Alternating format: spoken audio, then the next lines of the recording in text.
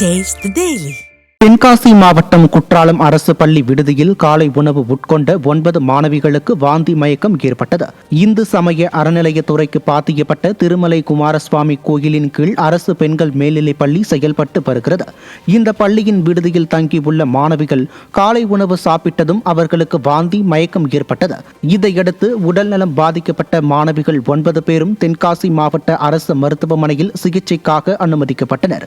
விடுதியில் உள்ள மாணவ மாணவிகளுக்கு சுகாதாரமான உணவு வழங்கப்படுகிறதா என விடிய அரசின் பள்ளி கல்வித்துறையும் உணவு பாதுகாப்புத்துறையும் கண்காணிப்பதில்லை என குற்றம் சாட்டப்படுகிறது.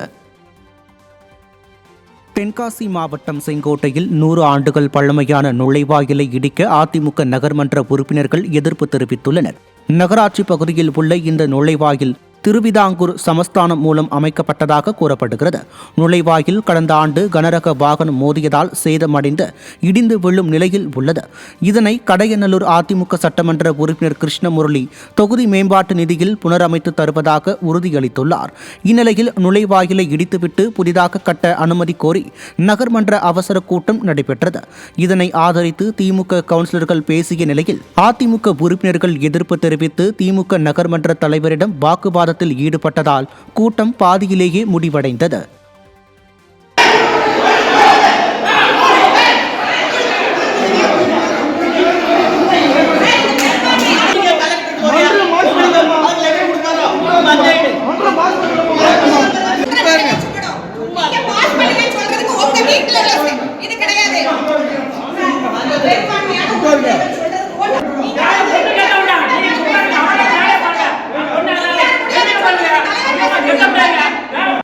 கன்னியாகுமரி மாவட்டம் புதுக்கடையில் காவல் உதவி ஆய்வாளர் தாக்கியதால் மனமுடைந்த இளைஞர் காவல் நிலையம் முன்பு தீக்குளித்து தற்கொலை முயற்சியில் ஈடுபட்டார்.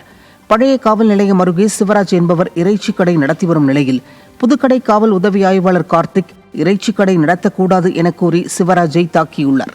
மேலும் கடையில் இருந்த உபகரணங்களையும் காவல் உதவி ஆய்வாளர் பறித்துச் சென்றுள்ளார். விடியா ஸ்டாலின் மாடல் ஆட்சியில் காவல்துறையினரின் அராஜகத்தால் வியாபாரிகள் தற்கொலைக்கு தள்ளப்படுவது அதிகரித்துவிட்டதாக மக்கள் குற்றம் சாட்டுகின்றனர். விருதுநகர் மாவட்டம் திருத்தங்கலில் அரசு பள்ளி மாணவர்கள் மது பாட்டிலால் ஆசிரியரை தாக்கி அவரது மண்டையை உடைத்த சம்பவம் அதிர்ச்சியை ஏற்படுத்தியுள்ளது. மது போதையில் பள்ளிக்கு வந்த மாணவர்களை ஆசிரியர் சண்முகபாண்டியன் கண்டறிந்து கண்டித்துள்ளார். இதனால் ஆத்திரமடைந்த மதுபோதை மாணவர்கள் 4 பேர் சேர்ந்து மது பாட்டிலால் ஆசிரியரின் தலையில் தாக்கியுள்ளனர். இதில் படுகாயமடைந்த ஆசிரியர் சிகிச்சைக்காக மருத்துவமனையில் அனுமதிக்கப்பட்டார். திறனற்ற திமுக ஆட்சியில் ஏவல் துறை கும்பகர்ண தூக்கத்தில் இருப்பதால் பள்ளி மாணவர்களும் போதைக்கு அடிமையாகி குற்ற செயல்களில் ஈடுபடுவதாக பெற்றோர்கள் வேதனை தெரிவிக்கின்றனர்.